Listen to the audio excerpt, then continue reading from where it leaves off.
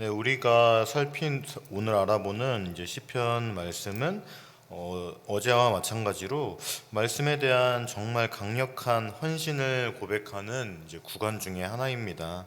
시인은 하나님의 말씀을 사랑한다고만 이렇게 표현하지 않고 사모하고 묵상하고 지키고 그 말씀 때문에 떨며 살아간다고 그렇게 고백을 하죠. 다시 말해서 시인은 단순한 호감 수준의 신앙을 넘어서 생명을 걸고 말씀을 붙잡는 존재로 자신을 규정하고 있습니다. 왜냐하면 시인이 지금 겪고 있는 이 상황은 너무나도 불안정하기 때문입니다. 악인은 그를 둘러싸고 입으로는 하나님을 말하면서도 마음으로는 배반하고 진리를 가볍게 버리며 결국 하나님께 버림받는 그러한 길로 가고 있는 그런 악인들이 너무나도 많습니다. 그는 이 신앙적인 회색지대를 선택할 수 있는 그러한 상황이 아닌 겁니다. 말씀을 붙잡지 않으면 무너지고 말씀을 사랑하지 않으면 삼켜지는 그러한 상황입니다. 이러한 모습은 마치 우리들의 모습을 보는 것 같습니다. 절대적인 진리를 해체하는 문화, 자기 진리, 자기 정체성, 자기 선택을 절대화하는 그러한 시대, 불편한 말씀을 꺼내기만 해도 비난받는 시대, 이러한 시대를 우리들이 살아가는 듯 합니다. 이러한 시대에서 하나님께서는 우리들에게 이 말씀을 통해서 우리들에게 묻고 계신 것 같습니다. 너는 무엇을 사랑하며 살아가느냐? 무엇을 의지하며 살아가느냐? 이 말씀 앞에서 시편 기자는 분명하게 대답을 하죠. 우리가 앞서 살펴봤던 113절 말씀, 내가 두 마음 품는 자를 미워하고 주의 법을 사랑하나이다. 이 말씀이 오늘 말씀의 중심이라고 볼 수 있습니다. 그리고 이 말씀을 통해서 우리들에게 주는 그런 메시지를 살펴보고자 합니다. 먼저 이제 113절부터 115절을 한번 읽어보도록 하면은 내가 두 마음 품은 자들을 미워하고 주의 법을 사랑하나이다. 주는 나의 은신초요 방패시라 내가 주의 말씀을 바라나이다.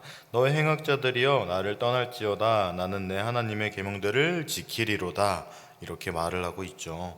네, 시편 113절의 시인은 두 마음을 품은 자라는 그러한 표현을 사용하고 있습니다.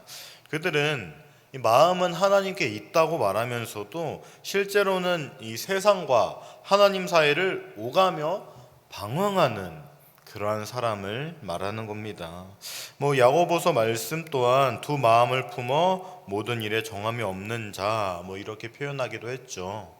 오늘 교회 안에서도 두 마음의 신앙이 참으로 많은 것 같습니다. 하나님도 믿지만 세상, 인정 이런 것들 또한 절대적으로 잡고 싶어 하는 것이죠. 말씀도 귀하지만 내 감정도 중요한 그러한 시대. 하나님께 순종하고 싶지만 손해는 보고 싶어 하지 않는 그러한 사람들. 이 두 마음의 신앙은 결국 하나님도 세상도 그리고 자기 자신도 지키지 못하게 되는 겁니다. 자, 그런데 이 시인은 그 사람들을 미워한다고 말을 하죠. 이 성경 전체에서 미워한다라는 단어는 종종 이 사랑의 방향을 확정하는 결단적인 단어로 사용을 되곤 합니다. 예수님도 하나님을 사랑하고 재물을 미워하라 이러한 식으로 좀 이분법적인 그러한 방향으로서 이 사랑하다 그리고 미워하다는 사용되고 있습니다. 시인이 이 두 마음을 미워한다고 말하는 이유는 이 세상을 사랑하는 것은 곧 하나님을 떠나는 것이기 때문입니다. 그렇기에 시인은 나는 흔들리지 않겠다. 나는 말씀 위에 서겠다. 이렇게 결단을 표현하는 것이죠. 그리고 114절은 주는 나의 은신초요 방패시라. 이렇게 말을 하고 있습니다. 말씀을 사랑한다는 것은 무엇이죠? 곧 하나님께로 나아간다는 것입니다. 하나님을 피난처로 삼는다는 것입니다. 말씀이 아니라 감정에 숨은 사람은 낙심할 때 무너지고 말씀이 아니라 사람에게 숨는 사람들은 배신을 당할 때 무너지기 마련입니다. 그러나 하나님의 은신처인 사람은 환난 가운데에서도 하나님께 나아가는 사람들입니다.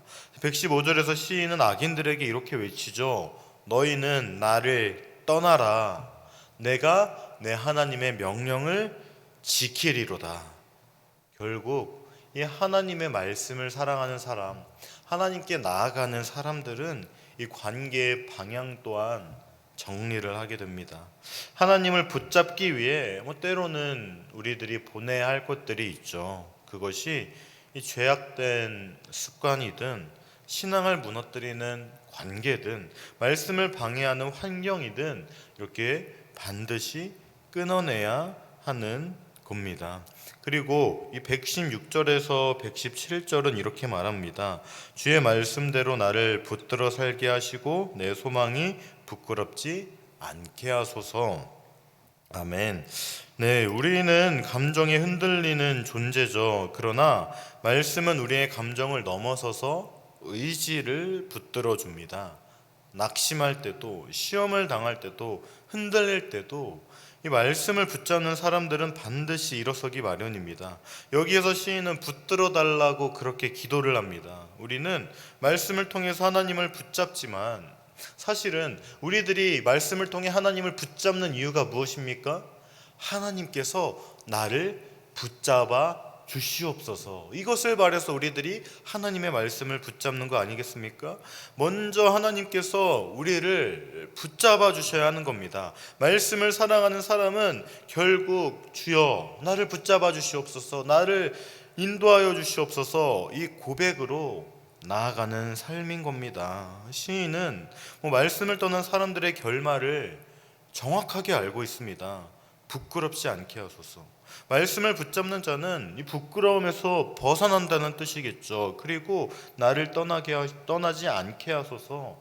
하나님의 말씀을 떠난 자는 결국 하나님으로부터 떨어지기 마련입니다. 말씀만이 우리의 발을 붙잡고 우리를 세우고 우리가 넘어지지 않도록 붙잡아 주는 것이죠. 자, 그리고 118절에서는 주께서 주의 율례에서 떠나는 자들을 다 멸시하였나이다 이렇게 말하고 있습니다. 여기에서 시인은 두 가지 진리를 말합니다. 첫째, 하나님은 거짓을 미워하십니다. 거짓이란 단순한 도덕적 문제를 넘어서서 하나님의 성품을 훼손하는 악입니다. 왜냐하면 하나님은 진리 그 자체이기 때문입니다. 하나님은 거짓된 것이 하나도 없습니다. 그리고 둘째로는 거짓은 스스로 무너지는 성질을 갖고 있습니다. 주께서 세상의 모든 악인을 찌꺼기같이 버리시니 라고 119절은 말하고 있습니다. 찌꺼기, 너무나도 우리들이 잘 알고 있는 그러한 표현 아닙니까? 찌꺼기는 결국에는 제거되기 마련입니다. 우리들이 음식을 할 때도 찌꺼기는 다 제거하지 않겠습니까? 하나님의 말씀의 진리 앞에서 거짓은 스스로 드러나게 되어 있고 하나님은 그 거짓을 잘라내기 마련입니다. 마치 찌꺼기처럼 말이죠. 그래서 시인은 내가 주의 증거들을 사랑하나이다. 결국은 이러한 고백으로 이어지게 됩니다. 말씀을 사랑한다는 건 말씀이 옳음을 믿고 그 진리가 나를 살리고 악을 심판하며 거짓을 드러내는 것을 믿는 그러한 신앙 고백입니다. 이러한 맥락 안에서 시인은 120절 고백을 하죠. 내 육체가 두려워 떨며 나는 주의 심판을 두려워하나이다. 여기에서의 두려움은 사실 우리들이 공포라고 생각하는 것이 아니라 경외에 가깝다고 봐야 하겠죠. 말씀을 사랑하는 자는 말씀을 가볍게 다루지 않습니다. 말씀 분명히 우리에게 위로가 주죠. 위로를 줍니다. 그러나 하나님의 말씀이라는 것은 동시에 우리에게는 칼날로 다가와야 하는 겁니다. 생명이자 동시에 심판이기 때문입니다. 경외심 없는 신앙은 반드시 무너지기 마련입니다. 우리가 하나님의 말씀을 더욱더 알게 되고 더욱더 깊게 사랑하면 사랑할수록 우리는 하나님 앞에 겸손해질 수밖에 없습니다. 그리고 그 하나님 앞에서 우리는 경외함으로써 하나님의 말씀을 지키기 마련입니다. 또한 121절에서는 내가 주의 공의와 정의를 행하였사오니 이렇게 말을 하고 있죠. 시인은 말하고 있습니다.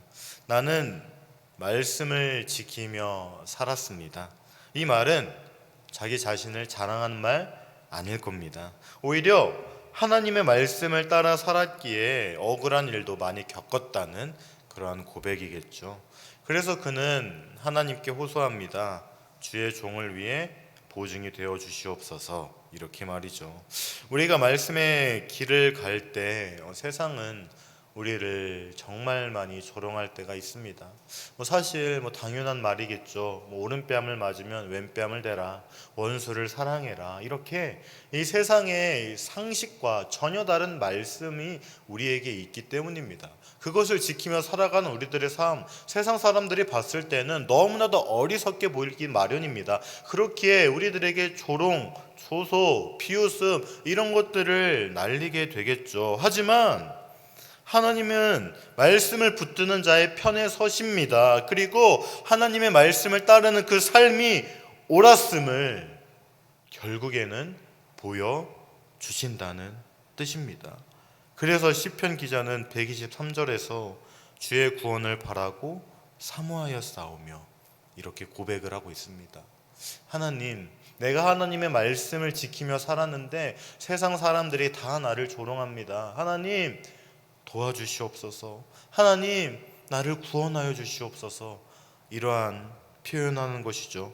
시인은 말씀을 붙들고 살며 지치고 말았습니다. 악인들이 득세하고 진리는 무너지는 것처럼 보이고 자신의 길은 의롭고 눈물이 납니다. 하지만 그는 눈을 들어서 하나님을 바라봅니다. 내 눈이 피곤할 정도로 하나님을 기다리고 있는 겁니다. 말씀을 사랑하는 삶은 순간순간 고단해 보일 수도 있습니다. 그러나 하나님은 결코 침묵하지 않으십니다. 말씀은 결국 우리를 살리시고 회복시키시고 우리를 굳게 세우십니다. 그리고 말씀을 아는 것이 곧 이 삶의 방향을 아는 것입니다. 그래서 시편 기자는 여호와여 주의 법을 폐하였사오니 지금은 여호와께서 일하실 때니이다 이렇게 말을 하고 있죠. 여기서 시인은 시대적 상황을 진단하고 있습니다. 사람들이 주의 법을 무시하고 있습니다. 하나님의 통치 질서를 부정하는 그러한 것입니다. 그리고 그때가 바로 하나님께서 일하실 때입니다. 하나님의 백성은 이러한 세상, 하나님의 말씀이 이 절대적인 진리가 아닌 것처럼 여겨지는 이러한 시대 속에서도 절망할 것이 아니라 하나님 역사하여 주시옵소서 이러한 고백과 함께 하나님의 때를 분별하며 하나님의 말씀을 더욱 사랑해야 하는 겁니다. 그리고 이 모든 것이 다 합쳐져서 시인은 고백합니다. 내가 주의 증거들을 사랑함으로 금, 곧 순금보다 더 사랑하나이다. 이렇게 고백을 하죠. 순금, 너무나도 악한 그러한 것입니다. 악한 것이라고 볼 수는 없지만 그렇다고 해서 이 순금이 우리들의 삶을 편하게 해주는 것은 분명하지만 우리들의 영혼을 구원하는 것은 아닙니다. 금, 재물이 우리들의 문제를 해결할 수는 있지만 죄를 해결하지는 못합니다. 재물이 우리를 지탱할 수는 있지만 영혼을 보장할 수는 없습니다. 재물이 세상에서의 위치를 높일 수 있지만 하나님 앞에서는 아무런 의미가 없습니다. 그러나 하나님의 말씀은 우리 영혼을 살리고 삶의 기준을 세우며 영원을 준비시키고 하나님의 뜻을 알게 하며 우리를 의인의 길로 이끄십니다. 이 재물을 사랑한다는 것은 곧 하나님의 말씀을 배격하기 마련입니다. 그렇기에 시편 기자는 재물보다 내가 하나님의 말씀을 더욱더 사랑합니다. 이렇게 고백을 하고 있는 겁니다. 말씀을 사랑하는 자는 이 세상 사람들처럼 돈을 벌기 위해서 수단과 방법을 가리는 것이 아니라 말씀을 기준으로 삶을 판단하게 됩니다. 하나님이 기뻐하시는 삶, 그러한 삶을 선택한다는 말이죠. 오늘 말씀은 매우 명확한 결단을 우리들에게 요구하고 있습니다. 말씀을 사랑한다는 것, 이것은 단순한 우리들의 신앙 고백으로 끝나는 것이 아니라 우리들의 삶을 바꾸는 결단으로 이어집니다. 오늘 우리는 이 결단을 봐야 합니다. 우선 두 마음을 버리고 마음의 방향을 하나님께 고정하라고 말씀은 우리들에게 말하고 있습니다. 세상도 붙잡고 하나님도 붙잡으려는 신앙은 결국 무너지기 마련입니다. 하나님을 사랑하는 사람은 한 방향을 선택하기 마련입니다. 그리고 이 말씀을 붙들 때 하나님이 우리를 붙들어 주신다는 것을 우리들은 깨달을 수 있습니다. 우리는 약하고 흔들리고 우리는 굉장히 지치지만 말씀을 붙드는 사람은 하나님께서 우리들의 능력이 되어주시고 우리들의 힘이 되어주시고 우리들의 방패가 되어주셔서 우리들을 보호하십니다. 하나님의 말씀이 우리를 세우고 살리고 지탱한다는 것이죠. 그리고 말씀을 금보다 귀하게 여기는 그러한 삶을 살게 된다는 겁니다.